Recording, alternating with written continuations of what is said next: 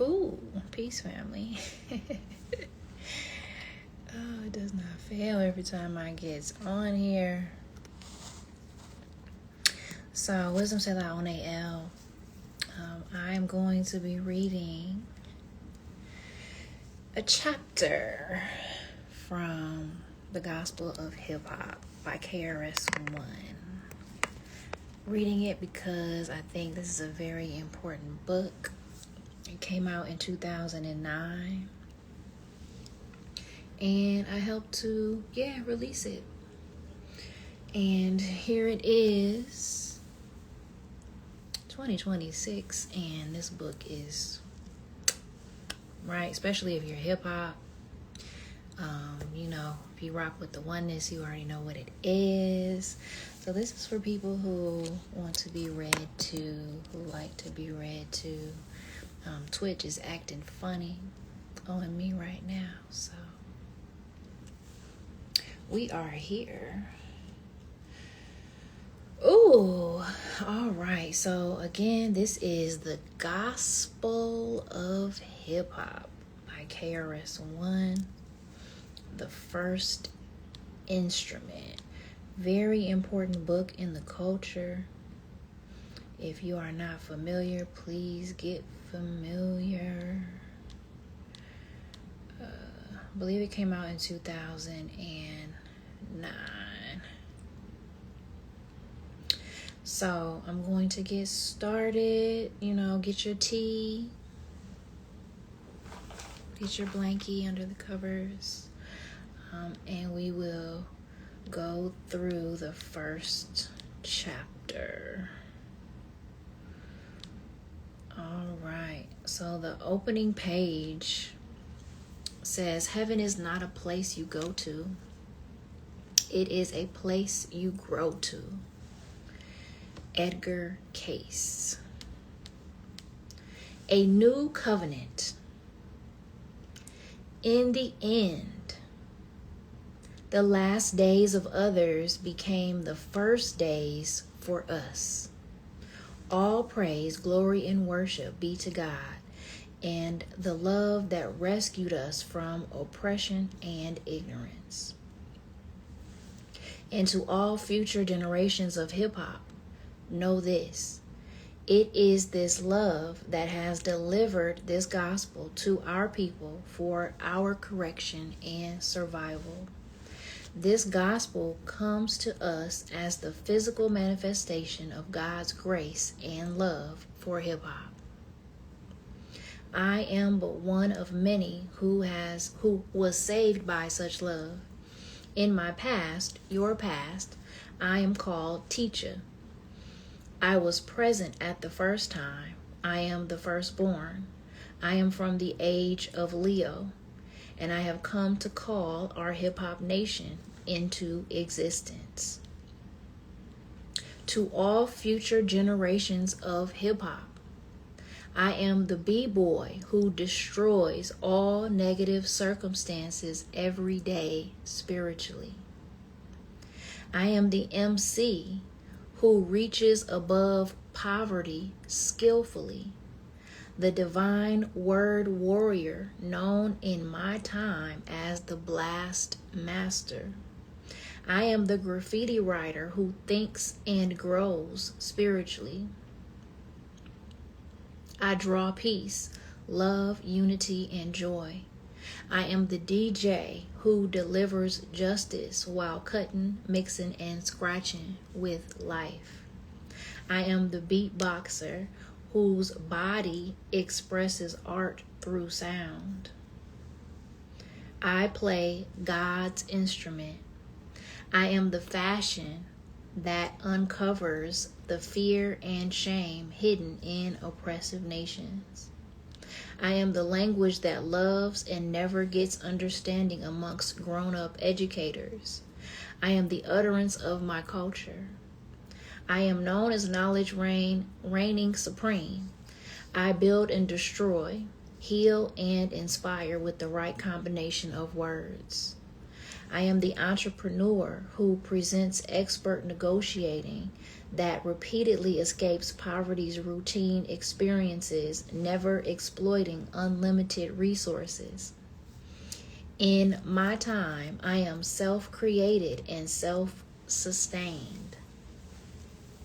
I am hip-hop. I am not just doing hip-hop. I am hip-hop.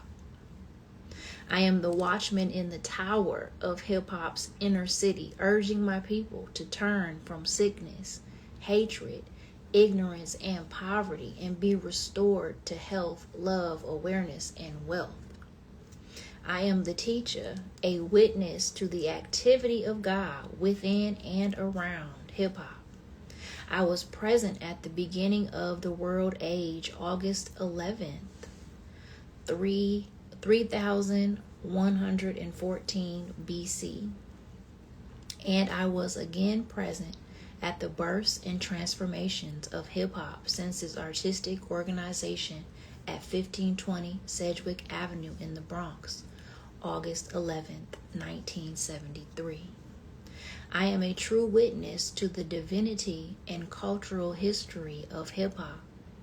Hip-hop is my family. I am like the people I teach. I am like the people I am among. I am not ashamed or afraid of my family. I am hip-hop. In my time, your past, I am called the conscience of hip-hop. I am the stepfather and legal guardian of hip-hop. This I confirm to those truth-seeking hip-hop scholars in my future. MCing is my craft, and I have mastered my craft. I am hip-hop, and in my time I have mastered myself. To all my hustlers, thugs, and gangsters trying to survive in these mean streets, this is your gospel.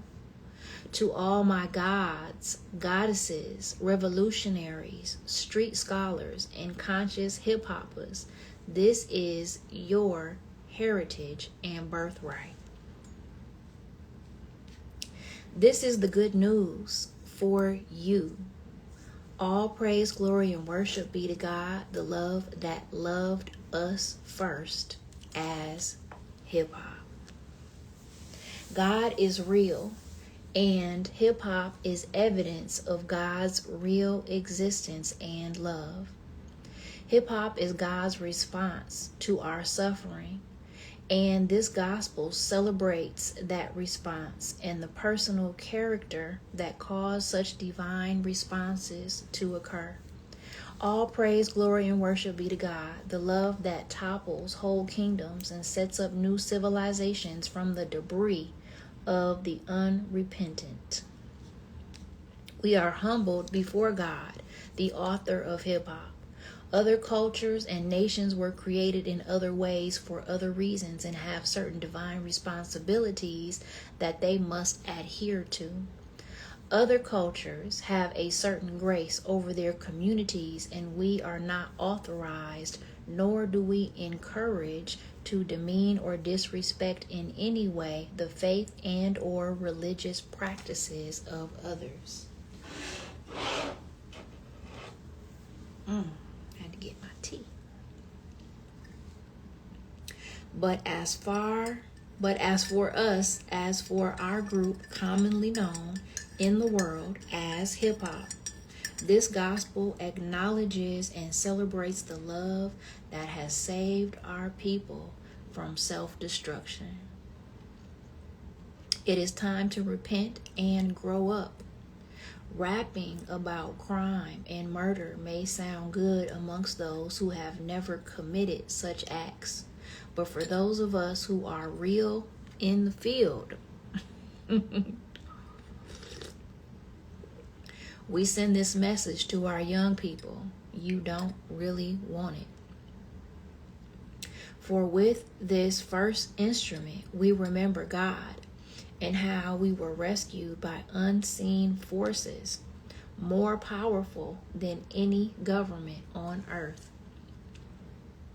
For when all seemed hopeless and oppression seemed permanent, a caring, protective, nurturing, creative force, independent of all the world's political, business, educational, and religious institutions, swept through our hearts and homes, and we were rescued from sickness, hatred, ignorance, and poverty with a behavior that we eventually began to call hip hop.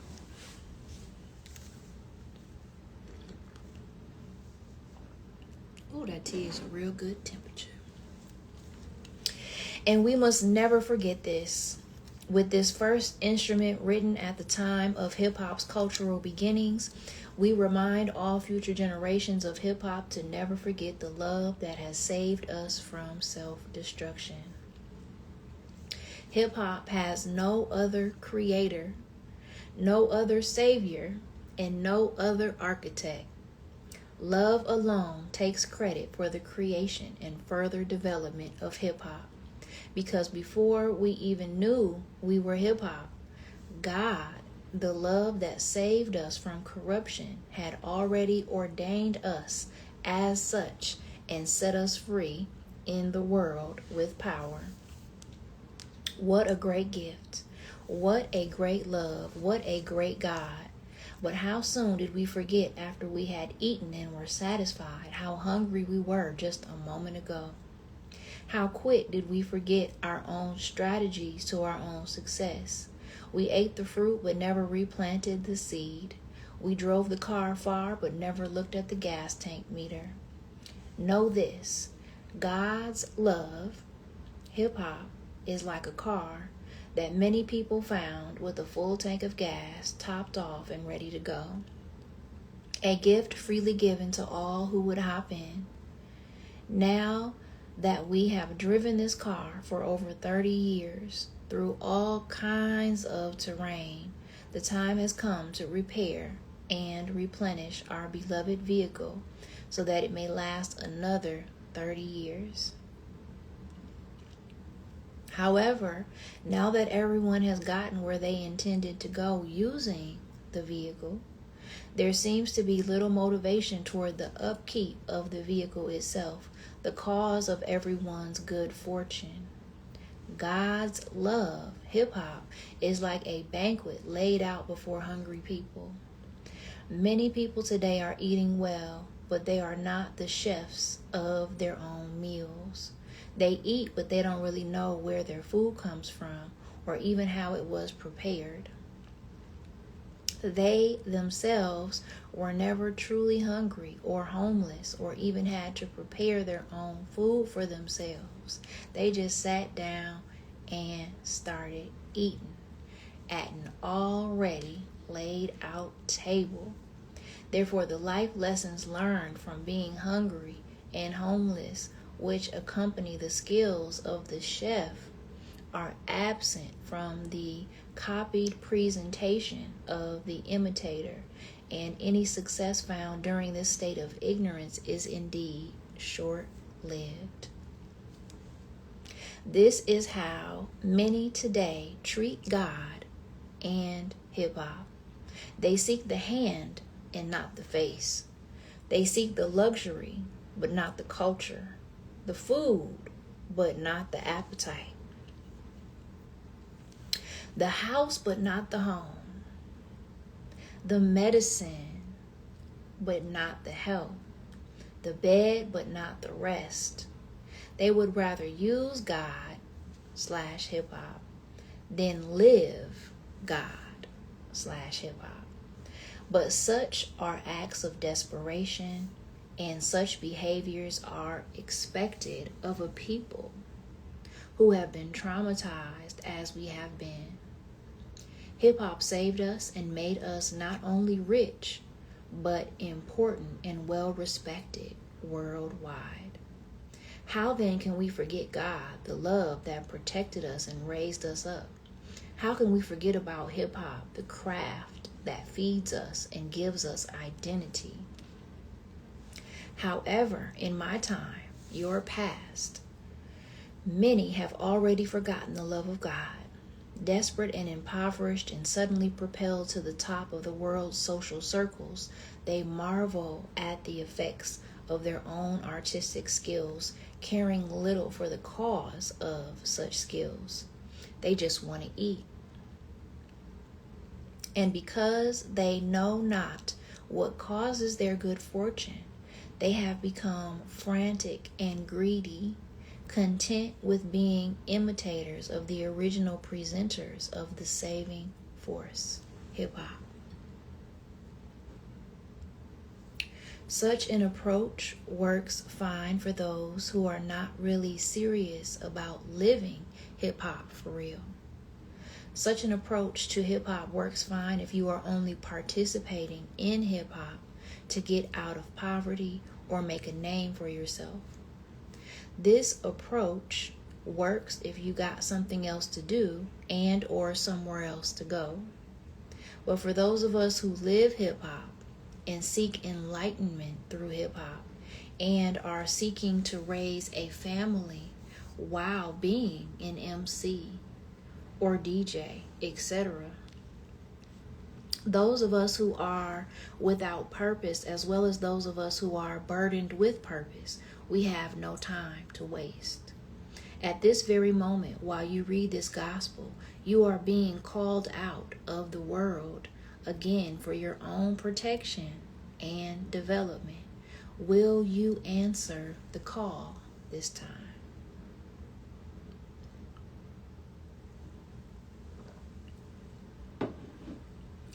Repent. God is closer to you than your nose. Now is the time to take your hip-hop spiritual life more seriously. Now is the time to align your hip-hop identity with God's nature and not be distracted by the doubts and suspicions of others. Now is the time to declare, I am hip-hop.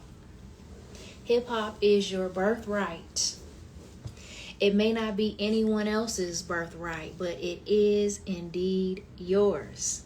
And if you decide to throw away your birthright because of the doubts of others, it is only you that suffers, because they are maintaining their birthrights and cultures with faith while you destroy your heritage with doubt. Now is the time to actually become hip-hop. To actually be the nation that we know we are. Such a life, however, is not for everyone. Many amongst us are just trying to use hip-hop's artistic elements to escape poverty. And when they have attained the power, the money, power, and worldly respect of escaping poverty through hip-hop, we don't see or hear from them anymore. They and their careers vanish. This is why today is the greatest moment for hip-hop and hip-hoppers. Now that the desperate part of our family has been fed, clothed, and sheltered, they are gone. Hip-hop itself was never their focus. They just wanted to use hip-hop to relieve their own suffering. And once such suffering was dealt with, they, the desperate, went on to do acting, open businesses, and basically live as the rest of the world does. But this was never the intention for hip-hop or hip-hoppers.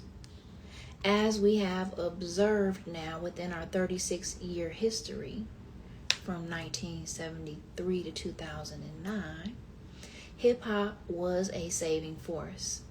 If hip-hop didn't do anything else, what it actually did in real history is rescue the children of a scattered and impoverished people from certain death.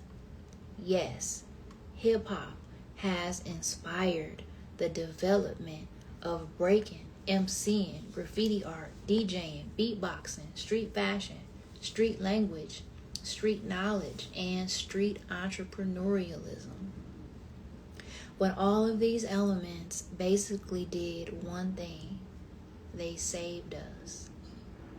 So now that we and the desperate part of our family have been satisfied, they, the desperate, are no longer in our way. We now have the liberty to explore the true meaning and purpose of hip-hop, the love that freed us from oppression, because the music industry has finally collapsed in my time. All praise, glory, and worship be to God, the love that freed us from exploitation and slavery. We are indeed happy that the impoverished part of our family has eaten and has been clothed and sheltered. We pray for their continued security, but their ways are not our ways, and their results are not our results. They are indeed our family, but within our family structure, we are the firstborns. We are the elder sisters and brothers. God expects more from us. We are hip-hop's original cultural architects, its caretakers, its teachers. We are hip-hop's janitors, cleansing and restoring hip-hop for the next generation of hip-hoppers. Know this: with every generation, hip-hop gets dirty because of how it is used in the world by that generation. Hip-hop is then cleansed and restored for each generation by its janitors who work within the temple of hip-hop. Therefore, if you love hip-hop and appreciate all that hip-hop has done for you so far, regardless of your artistic expression, take up your broom and mop and begin the cleanup of your culture. If you are not the desperate part of our family, prove it now by taking your hip-hop life seriously. Join in on the cleanup. Your reward shall be greater than anything the world can ever offer. This gospel is a strong disinfectant which is poured onto rags, clothing fashions, our brooms, dances, our air fresheners, microphones, our mops, markers, and spray cans, our scrub brushes, turntables, and our buckets, culture. While cleaning, we make our own music with our own bodies. It doesn't matter what you may rap about. Now is your chance to become a serious participant in the preservation of the hip-hop arts and sciences. In hip-hop and within hip-hop's real history, we have never been the desperate and impoverished part of our family. We were and still are the faithful, the humble, the loyal, and most of all, the grateful. And this is what begins the seeing of the vision that God has for hip-hop. It is first our appreciation for God and for what God has done for us with hip-hop that leads the grateful to start asking some real questions regarding not hip-hop, but the love that sent hip-hop to us. For we can never posture like we are somehow better or more holy than others when God's actual grace is upon us now. We are humbled by God's obvious mercy. It is first our respect for God and our acknowledgement that something was given to us that we did not work for, nor even deserve, that leads us to explore the spiritual meaning and purpose of hip-hop. It is our acknowledgement of the force that has saved us that reveals to us the plan and purpose such a force has for us. Something happened to us over a 30-year period that resulted in our complete transformation and restoration. Hip-hop battles the world today. Those who knew that we were trapped because of the traps they set for us were amazed and baffled, not only when we didn't die, But when we rose up and took everything our oppressors of the 20th century had, including their children, okay? We, hip hop, belong to no political, religious, financial, or educational institution or group in the world. Yet, each of these institutions have used hip hop in their own desperateness to attract new followers to their causes.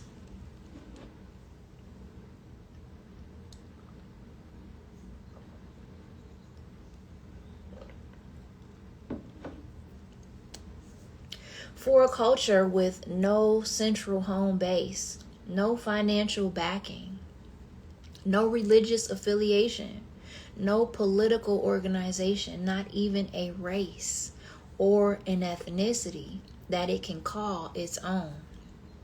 This culture, hip hop, created out of the historical activities of America's inner cities, has risen up and has completely established itself in the minds of youth everywhere, and has completely sidestepped the entire world system and ways of achieving success and stability in the world. Such a culture is indeed beyond this world and its power structure. Such a culture reveals the activity of God, the love that rescued us. This is the beginning of the hip-hop spiritual life.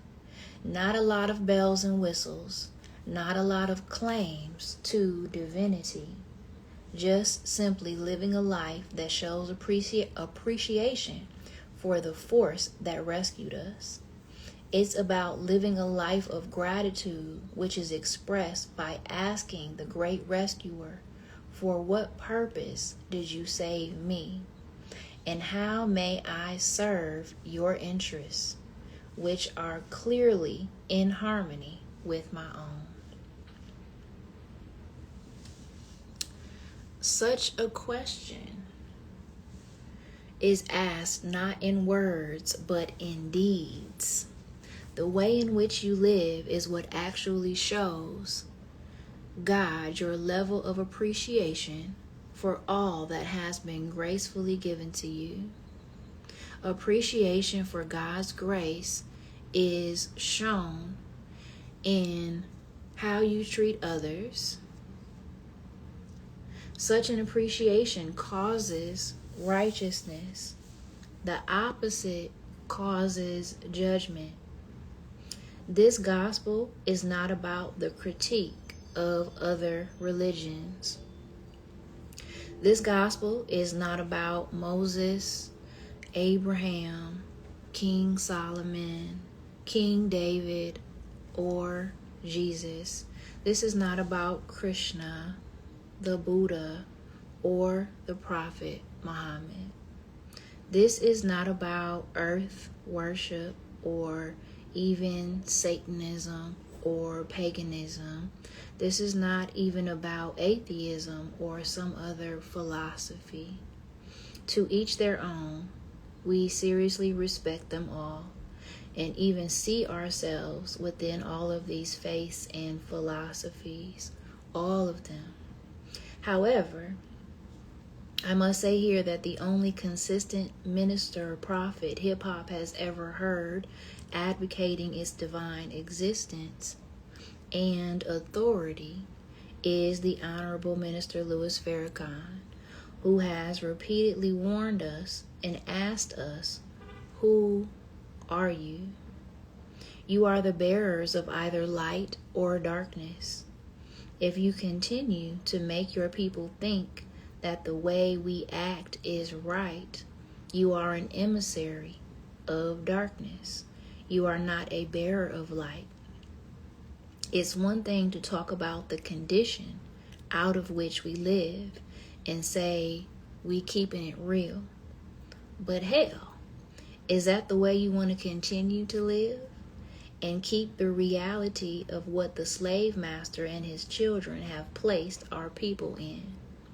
Is that the reality that you want? Or do you want something better for yourself and better for your people? Well, how will you get something better if you don't raise their consciousness to aspire for something better? That's our job. The artist is the most important person. You are the teachers. The people listen to you. They don't listen to preachers. Preacher's day is done. What we are dealing with here is a new covenant, a new vision, the birth of a new people. What we are dealing with here is the rediscovery of our ancient birthright, our original culture, which is our true religion. We have no time or authority to critique and judge the covenants God has made with others.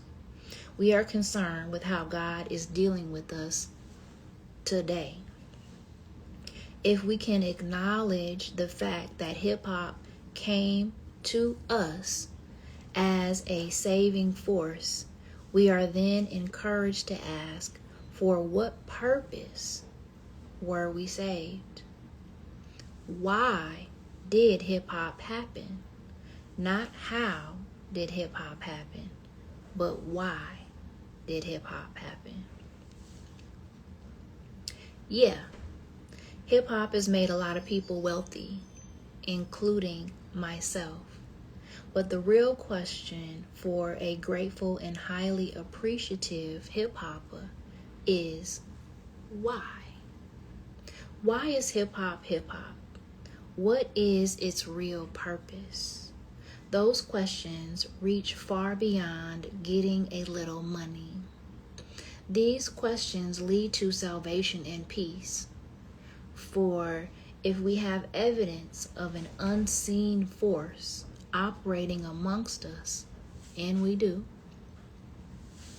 such evidence should lead us to ask more questions regarding such a force that seems to love us very much. What kind of force is it? Is it God, or is it our own egos? How can we know? Well, first, if we can acknowledge that God, the great unified field of infinite possibilities, is one great event, and we, hip-hop, are not separate from the oneness of such an event, then hip-hop too is an idea of God. And because we exist in the mind of God, we too belong to God and are heirs to a certain unique divinity unmatched by any other in our time. We can even see historically how other cultures have described the God force that saved them from certain death as a voice, an inner urging, a word that instructed them and guided them to victory. Such an urging is accompanied by seeming coincidences, miracles, and natural events that line up with the intent of that urging. It is not words that God speaks. It is life, and the voice of life is love. This is God's word. And this is what saved us. Public Enemy heard a word. KRS-One heard a word. Big Daddy Kane heard a word. Professor Griff heard a word. So when they heard the word inspired new thought. Yeah, pain. But then they started rapping. There was no beat to it then. It was just spitting out lyrics, but the lyrics were powerful. And the lyrics were not popular in those circles that produced us. So they were producing themselves. They were distributing themselves and becoming rich. And so those who always watch for trends would ask, what's the new trend among them? Ooh, it's called rap. Bring some of it. Let me hear it. When they took that in the room, they said we can't gasp. Why the negras are listening to this? Why, if they keep listening to this, our police won't have work to do? They, hip-hop, gonna start building something. Minister Louis Farrakhan, 2007. When I was wandering around Brooklyn and Manhattan without a house or a home, it was this word that guided me. It was this word that showed me where to sleep, how to eat, and when to study. This is how I became the teacher. I heard the voice of God and followed it. It was this voice that led me to leave home at 16 years of age and drop out of high school to pursue hip-hop. It was this voice that taught me things that I had never read or heard before, only to substantiate such knowing later in life. It was this voice that recited to me the poetry that I recite to others. It was this voice that instructed me in battle. It was this voice that inspired the Stop the Violence movement, 1989, the Human Education Against Lies, 1991, and the Temple of Hip Hop, 1996, and the Gospel for Hip Hop, 2009. It was this voice that first called me teacher and instructed me on how to inspire both elementary and college students without ever having attended college myself. It was this voice that told me what to say at Yale University, at Harvard University, and at Oxford University in London. In fact, it was the instruction of God's voice, God's urging, that guided me through all of the colleges and universities I've taught at, even though I didn't even hold a junior high school diploma. It was this voice that taught me how to teach.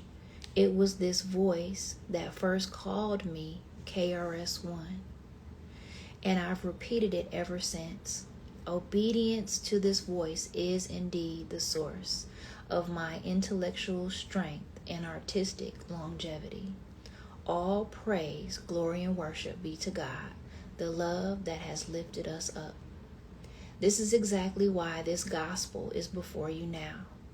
It is because that same still small voice that has guided KRS thus far is guiding you now. This is real, and if you are indeed hip-hop, you must learn that there is a divine blessing and grace upon your life that you cannot afford to continue ignoring. And this is what the gospel of hip-hop is all about. This training is all about getting you to recognize your spiritual reality and begin living your life outside of the fear and worry caused by excessive material want. This gospel acknowledges hip-hop as an idea of divine mind and reunites the hip-hopper with the existence of such a mind.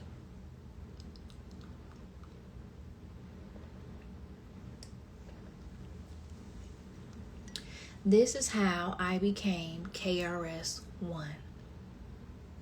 Others may have entered the rap music industry in other ways, or may have hooked up by this one or that one. But as for KRS-One, it was and still is the mystical life and its real effects that got me started as an MC rapper. And this awareness is what I teach to all serious apprentices. For I am not who I am today just because I can rap. Study KRS's history closely. If my life is not a living example of what I teach, then you have no reason to believe anything that I am saying here. But if my life is evidence of my claims, then why deny your own blessing and the gospel that speaks directly to you for your salvation? I am who I am, so that you may clearly see who you are. But the question we are dealing with here is, how do we know if it was God that has rescued us? The quick answer is because I just told you so. And if you join with me in faith, you too can become heir to this new covenant. But a longer answer explores what others have experienced in history regarding the saving grace of the one God. One thing we know for sure is that when God raises up a people, it has historically been the most downtrodden, impoverished, powerless group of people that God chooses to restore and raise up. And part of the reason for this historically has been that God chooses the most powerless people to raise up, the most ignorant to educate, the most unorganized to order, so that they and the world may know once again that God is God. And nothing in the world is above the power of God. It doesn't matter what the world is doing or what the world has. When God decides to move, no force on or in the earth can stop such a movement. Historically, over the past 36 years, hip-hop has been such a movement in the United States. And now, this people who were once destroyed have found favor with God, as he has always favored the enslaved, the oppressed, the downtrodden. And he has favored us, not just with a prophet, but with his presence. And out of us choose one to lead, teach, and guide us to the path of his divine favor. And with that presence, he's offering to us the scepter of rulership. That which was not becomes that which is, and that which was the bottom rail, he will bring it to the top, and that which was last, he would make it first. This is the Lord's doing, and it is marvelous in our eyes. Minister Louis Farrakhan, 2007. The strength and power that hip-hop has did not come from us. We received it. Yet it was already within us when we received it. This is God. In addition, it is clear that hip-hop operates with a certain moral immunity. There is clearly a grace over us, and we must ask, for what reason are we being excused like this? For what reason do we have this grace, and for how long? Know this, grace is a kind of mercy. It implies that you are undeserving of the mercy you are receiving. That for the activity of your selfish, inconsiderate needs, you should have been dead, injured, or imprisoned. But God's grace comes and rescues you from the judgment that you truly deserve. Some people realize the grace of God over their lives, and they humble themselves in thanksgiving and praise for the love they didn't deserve. Others walk blindly.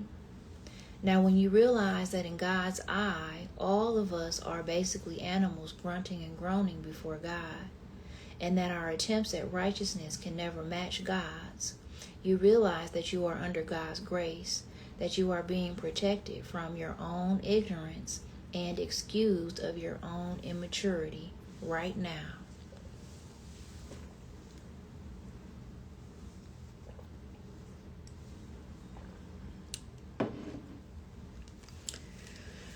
Oh, Espíritu Santo. Others are being killed, injured, and or incarcerated for what you are doing every day. But when you get truthful with yourself and you look at the amount of illegal, unhealthy, and stupid things you are doing and saying, Yet you are never really caught by the system. You are never really sick, and danger always seems to escape you. You realize that it is God's grace that is protecting you, not your intellect, not your knowledge, not your reputation, not your respect, not your money, not even your faith has protected you from the effects of your own immaturity. It was God. When you realize this for real, you also realize that something bigger than you, something stronger than you, something smarter, faster, and calmer than you is trying to communicate with you.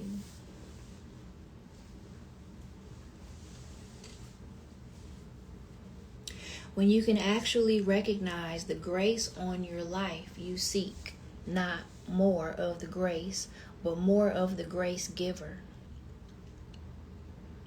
If you actually care, you will want to know why such a gift is being given to you. The first obvious reason is love. God cares about us. The second obvious reason is understanding. God understands us more than we understand ourselves. We belong to God. And finally, there's a plan, a purpose, a work that needs to be done. The blessing in all of this is that for some reason, God believes we can get the work done. Or in this case, God seems to believe that hip-hop can get the work done. Now, when you look at this closely, you see that God's grace is also God's faith in the belief that we, hip-hop, are worthy of grace, that we will get the work done.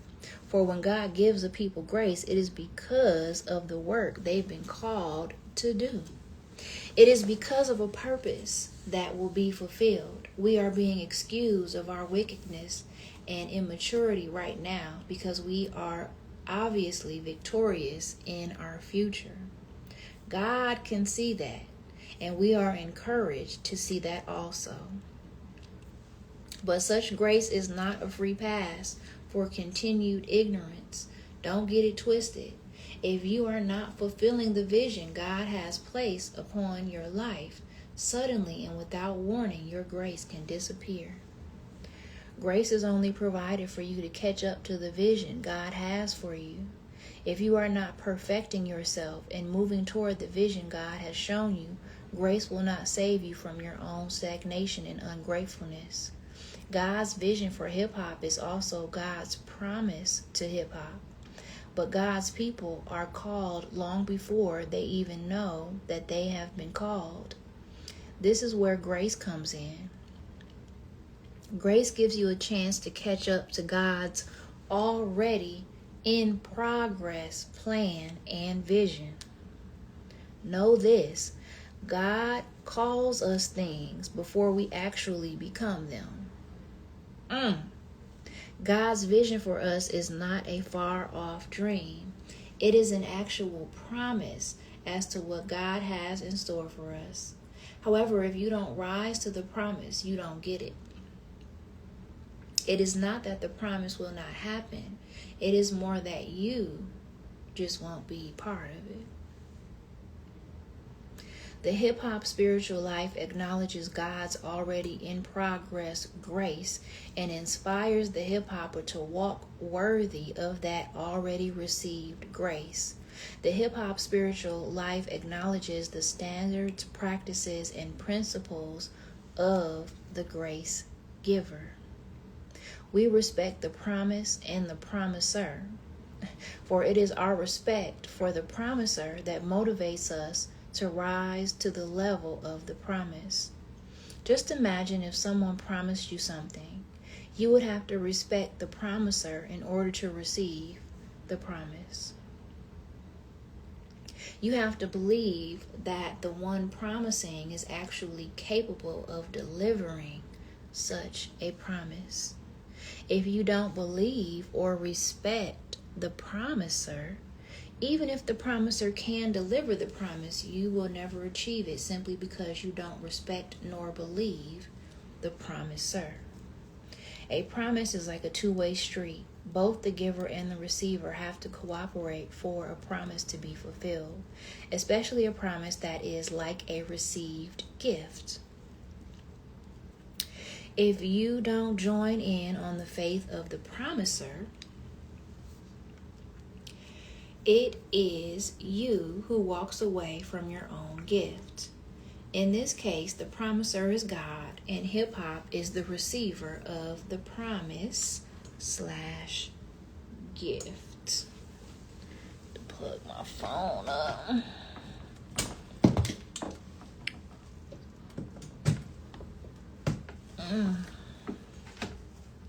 Ooh.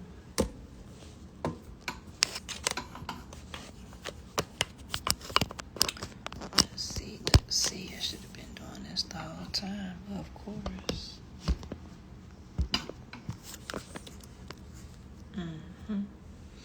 Okay. Ooh, all those who join in on this faith join in on a new covenant complete with health, love, awareness, and wealth. A covenant that provides peace and prosperity to all who claim hip-hop as their culture and lifestyle. This is real.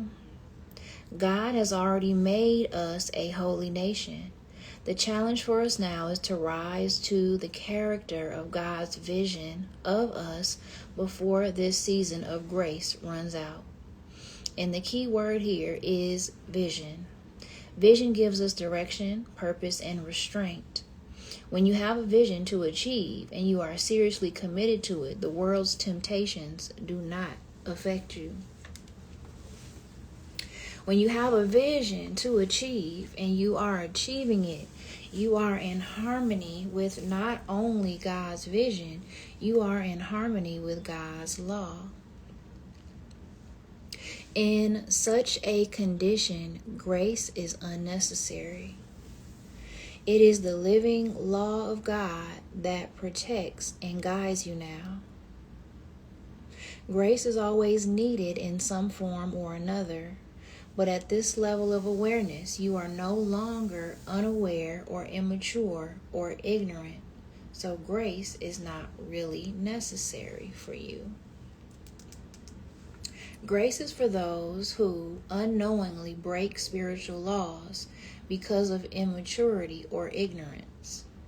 However, when the hip-hopper atones for past ignorance and attunes herself to the vision God has promised her nation, that hip-hopper becomes God's vision and thus God's law, fulfilling the promise and thus saving herself and her whole world from destruction.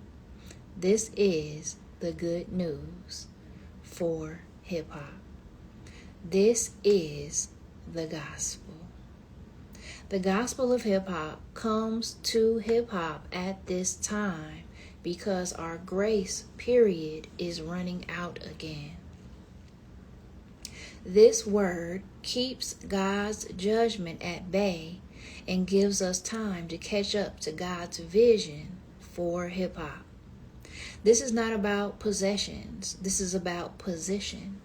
This is about getting into position to receive the promise of God. Therefore, the time has come to make a final decision regarding how deeply involved you shall explore your hip-hop reality. Is hip-hop still just a side thing to you? Or is it really your birthright and heritage? There it is.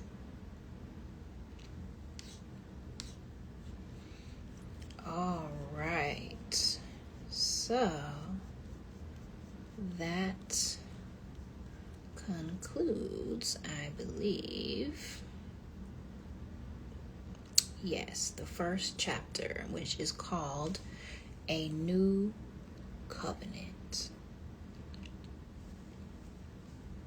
I hope you liked it. I hope you pick up the book on your own and keep it going. I'm going to keep this going, hopefully at least once a week. And hopefully Twitch stops acting funny. That's my mom. Okay. But I love you guys. The Gospel of Hip Hop by KRS-One. Very important book, especially if you're a hip hopper. All right. Peace.